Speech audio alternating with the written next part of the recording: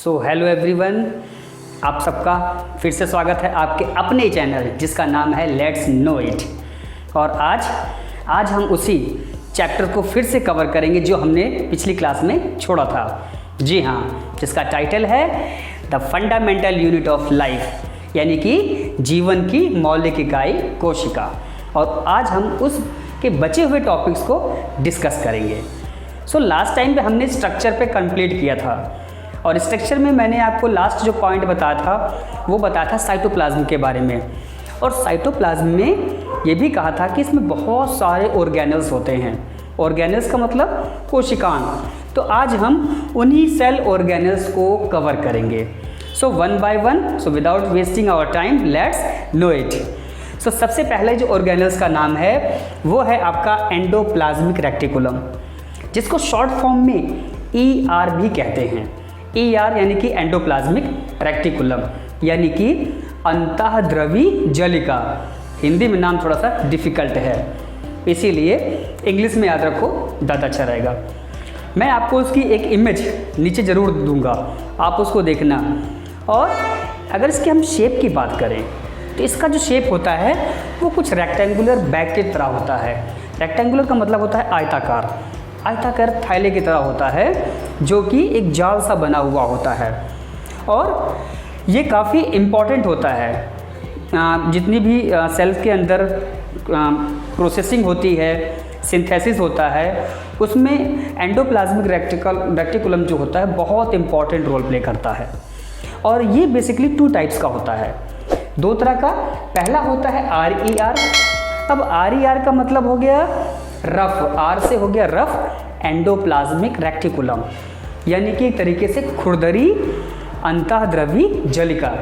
ये जो होता है रफ सरफेस में होता है। और इसका जो मेन फंक्शन होता है वो प्रोटीन को सिंथेसिस करना और ट्रांसपोर्ट करना, यानी कि प्रोटीन का निर्माण भी होता है इसमें और ट्रांसपोर्ट भी होता है। इसके साथ में इसमें राइबोसोम भी अवेलेबल होता है। किस में होता है? RER में। वहीं अगर हम बात करें second part, that is SER। अब SER का मतलब क्या हुआ? देखो यहाँ पे R का मतलब था रफ, तो यहाँ पे S का मतलब है सॉफ्ट, और बाकी वही एंडोप्लाज्मिक रेक्टिकुलम, यानी कि ये सॉफ्ट होता है। और ये क्या करता है? इसका जो सबसे इम्पोर्टेंट फंक्शन होता है, इसका फंक्शन ये होता है कि वो लिपिड और स्टेरॉयड फॉर्मेशन में सेल्स की हेल्प करता है। यानी कि स्टेरॉयड कहाँ पर कैसे बनता है, लिपिड बनने में, इन दोनों चीज़ों में ये काफ़ी हेल्पफुल होता है। और इसमें राइबोसोम नहीं अवेलेबल होता, यानी कि राइबोसोम इसमें पाया ही नहीं जाता। तो ये क्या होता है? ये पूरा पार्ट जो है आपका एंडोप्लाज्मिक रेक्टिकुलम होता है। और ये काफ़ी इम्पॉर्टेंट भी होता है एग्ज़ाम के उससे भी और सेल के पार्ट के अकॉर्डिंग भी, क्योंकि एक सेल का बहुत ही इम्पॉर्टेंट पार्ट होता है जो कि सेल के फंक्शन में बहुत ज़्यादा हेल्पफुल होता है। देन ये तो हो गया आपका first cell organelle. Now we discuss about the function of Golgi apparatus, यानी कि जिसको हम क्या कहते हैं? गोल्जी उपकरण। अब ये भी काफ़ी इम्पॉर्टेंट ऑर्गेनल्स है जो सेल्स में एक इम्पॉर्टेंट रोल प्ले करता है। और वो क्या रोल प्ले करता है या क्या उसका फंक्शन है, उस चीज़ को हम डिस्कस करते हैं।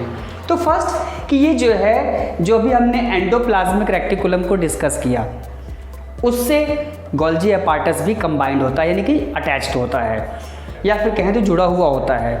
तो इसका भी फंक्शन जो है ना वो काफ़ी ER से सिमिलर होता है, बट नॉट द सेम।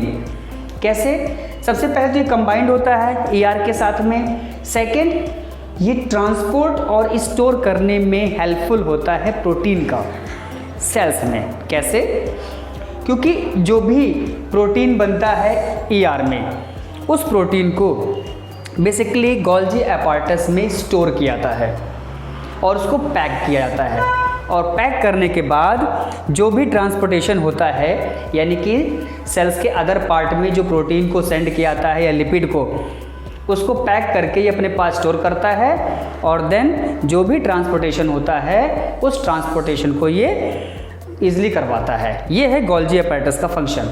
और helpful in the lipid formation, lipid को बनने में भी गोल्जी एपारेटस काफ़ी हेल्पफुल होता है। तो अगर मैं सिंपल लैंग्वेज में कहूँ तो गोल्जी एपारेटस क्या हो गया, एक तरीके से जो भी फैट, लिपिड या प्रोटीन बनता है उसको स्टोर भी करता है और पैक करता है, और पैक करके फिर ये ट्रांसपोर्ट करने में हेल्प करता है। तो ये इतना फंक्शन हो गया आपका गोल्जी एपारेटस का। अब इसके बाद नेक्स्ट हम डिस्कस करते हैं अगले ऑर्गेनल्स का। So now the next organelle we जो डिस्कस इज लाइसोसोम। लाइसोसोम जो कि एक तरीके से अगर हम कहें तो ये जो सेल्स का क्लीनर होता है। क्लीनर का मतलब क्या होता है, सफाई करने वाला, हम आसानी से समझें अगर सिंपल लैंग्वेज में। तो ये सेल का क्या होता है, ये सफाई वाला होता है। इसका काम क्या होता है, सेल्स में जितने भी वेस्ट मटेरियल प्रोड्यूस होते हैं उस वेस्ट मटेरियल को डाइजेस्ट करना, और इसीलिए इसमें क्या होता है, डाइजेस्टिव एंजाइम्स होते हैं। ठीक जैसे हमारे अंदर भी होते हैं, हम कोई भी चीज़ खाते हैं वो इजीली डाइजेस्ट हो जाता है because the availability of digestive enzymes. तो इसीलिए लाइसोसोम में भी डाइजेस्टिव एंजाइम्स होते हैं, और समटाइम्स इसमें बहुत ज़्यादा डाइजेस्टिव एंजाइम्स रिलीज़ होते हैं, और ज़्यादा जब रिलीज़ होता है तो क्या करता है, ये अपने वॉल्स को, अपनी स्किन को, यानी एक तरीके से कहें तो ओवरऑल अपने आप को ही ये डाइजेस्ट कर जाता है अगर से कोई और काम नहीं मिलता तो। और इसीलिए इस लाइसोसोम को हम सुसाइड बैग कहते हैं। जी हाँ, आत्मघाती थैली, यानी कि इसे और कुछ डाइजेस्ट करने को ना मिले तो अपने आप को ही डाइजेस्ट कर लेता है, यानी इतना एक्साइटेड होता है ये डाइजेस्ट करने के लिए। तो ये लाइसोसोम जिसको हम सुसाइड बैग के नाम से भी जानते हैं। Then next fourth one is a mitochondria. Mitochondria ये एक बहुत इम्पॉर्टेंट ऑर्गेनल्स होता है किसी भी सेल के लिए।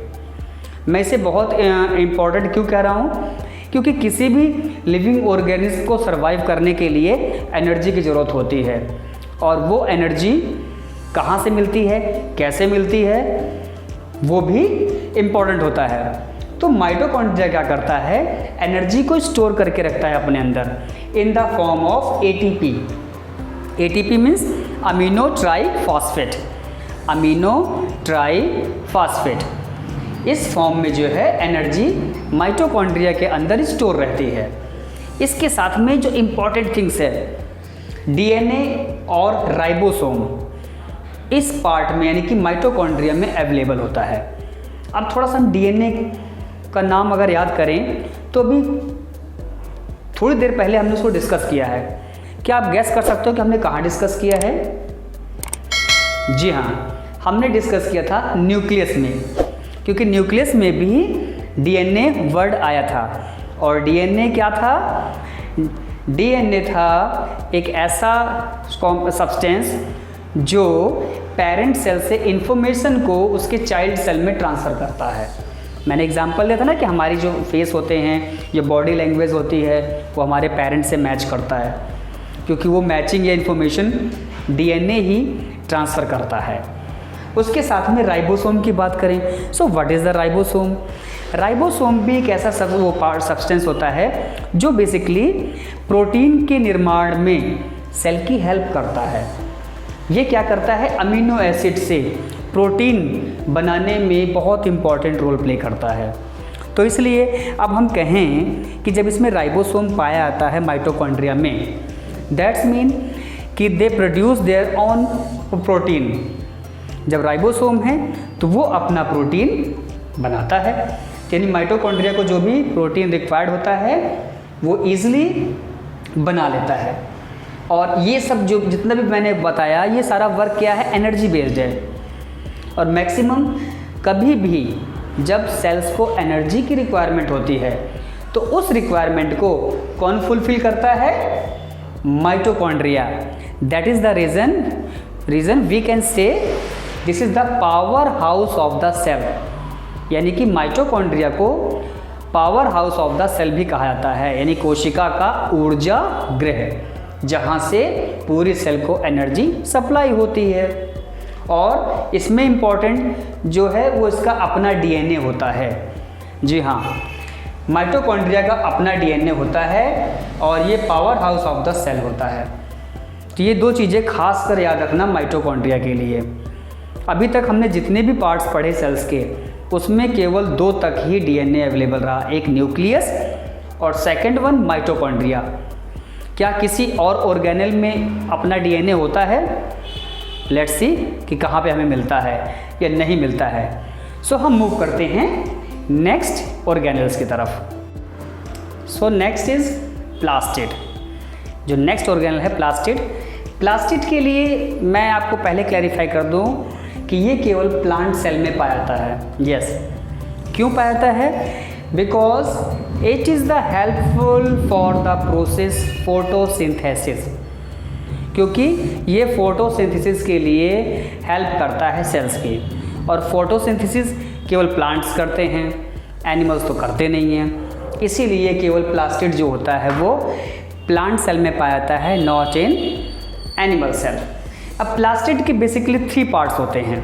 First is leucoplast. ल्यूकोप्लास्ट जिसका कोई कलर नहीं होता और इसका जो मेन फंक्शन होता है वो फूड को स्टोर करता है in the form of carbohydrate, you can say it in the form of starch. Starch के फॉर्म में आप जो है फूड को स्टोर करता है। Then second part is chloroplast. Chloroplast जो कि ग्रीन कलर का होता है by the presence of green pigment. क्या आप उस ग्रीन पिगमेंट का नाम बता सकते हैं? अगर आपको पता है तो कमेंट्स में ज़रूर बताना। वो ग्रीन पिगमेंट्स की वजह से ही फोटोसिंथेसिस होता है, यानी कि this is the helpful for the process of photosynthesis. और जब फोटोसिंथेसिस करेगा तभी तो वो अपना फूड प्रिपेयर करेगा। Then third one is the chromoplast. Chromoplast का बेसिकली कोई एक पर्टिकुलर कलर नहीं होता, वो कोई भी कलर हो सकता है। और इसका जो मेन फंक्शन होता है वो क्या होता है कि फ्रूट्स और फ्लावर को कलर प्रोवाइड करना। मैक्सिमम हम प्लांट्स में कोई भी फ्रूट्स खाते हैं या कोई फ्लावर देखते हैं तो उनके डिफरेंट कलर्स होते हैं। वो कलर्स बेसिकली फ्रूट्स और फ्लावर को क्रोमोप्लास्ट प्रोवाइड करता है और इन्हीं की वजह से इनका डिफरेंट टाइप्स के कलर्स होते हैं। जैसे फ्रूट्स में देखें, अगर हम आम का भी देखें तो एक आम के पेड़ में भी कुछ आम हरे ही होते हैं पकने के बाद भी और कुछ पीले पड़ जाते हैं।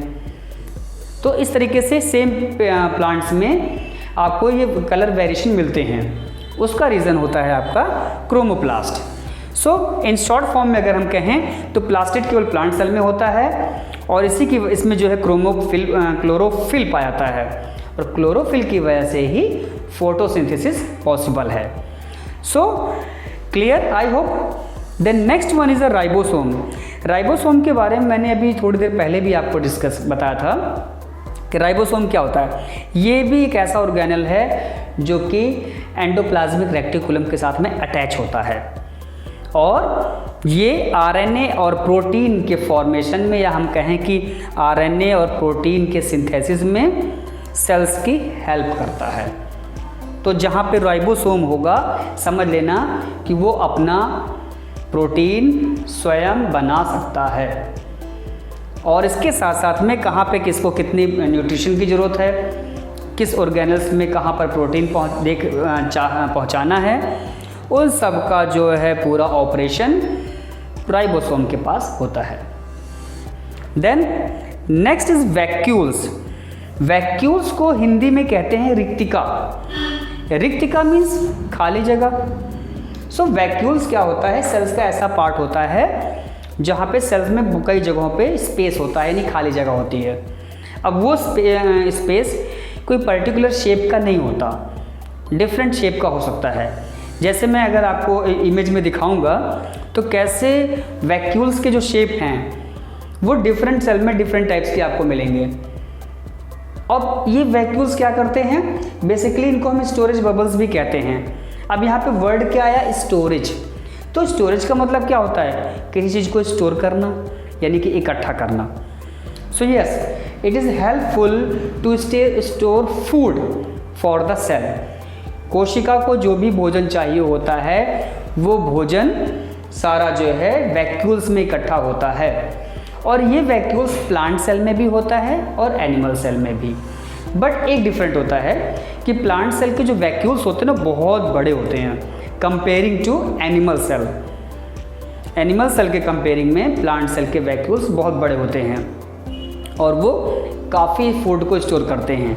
शायद इसीलिए आप सब जानते हैं कि प्लांट्स जो है वो फोटोसिंथेसिस करते हैं किसके प्रेजेंस में, सनलाइट के प्रेजेंस में, और सनलाइट के प्रेजेंस में अपना फूड बनाते हैं और अपने पास स्टोर भी करते हैं, और जो उनका एक्स्ट्रा फूड होता है वो किसी न किसी रूप में हमें दे देते हैं, like in the form of fruit. But आप इमेजिन करो कि मान लो 10-15 दिन तक आसमान में धूप ना दिखे, यानी कि बादल छाए रहें, तो क्या प्लांट्स फोटोसिंथेसिस करेंगे? नहीं करेंगे। तो क्या वो 15 दिन तक भूखे रहेंगे? नहीं। क्यों नहीं रहेंगे? क्योंकि वो अपने लिए काफ़ी रिक्वायर्ड फूड को स्टोर करके रखते हैं, और हमें 15 दिन तक खाना नहीं मिले तो हमारा क्या होगा, आप सोच सकते हो। तो इसलिए वो काफ़ी अमाउंट में फूड को स्टोर करके रखते हैं, राइट। और ये एनिमल प्लांट सेल दोनों में पाया जाता है, एनिमल में भी होता है और प्लांट्स में। बट डिफरेंट वही है कि अगर हम कंपेयर करें दोनों के साइज़ को, तो एनिमल सेल में काफ़ी छोटे वैक्यूल्स होते हैं और प्लांट सेल में काफ़ी बड़ा वैक्यूल्स होता है। तो ये था प्रॉपर, अभी मैंने जितने बताए 7 आपको ऑर्गेनेल्स, जो कि हम किसी भी सेल्स में, या कुछ सेल हमने डिस्कस किया जो कि प्लांट सेल में पाया जाता है, जैसे प्लास्टिड की बात करें, और कुछ ऐसे ऑर्गेनेल्स थे जो कि दोनों में पाए जाते हैं। और ये ऑर्गेनेल्स किसी भी सेल के लिए बहुत इंपॉर्टेंट होते हैं, और ये ऐसे पार्ट्स होते हैं जो उनमें होने वाले जितने भी प्रोसेस होते हैं, जितने भी रिएक्शंस होते हैं, जितने भी वर्क होते हैं, उन सब वर्क में अपना अपना रोल प्ले करते हैं। अब इस चैप्टर में आपका एक टॉपिक बचता है, the difference between plant cells and animal cell. और उस प्लांट सेल और एनिमल सेल में क्या डिफरेंट होता है वो मैं आपको स्क्रीन पे दिखा रहा हूँ। तो ज़्यादा नहीं, मैं कुछ हिंट्स देता हूँ, आप उस पर ध्यान दो। फर्स्ट थिंग्स कि प्लांट सेल में सेल वॉल होती है और एनिमल सेल में सेल वॉल नहीं होता, उसमें केवल सेल मेम्ब्रेन होता है। सेकंड थिंग्स कि प्लांट सेल में प्लास्टिड होता है और एनिमल सेल में प्लास्टिड नहीं होता।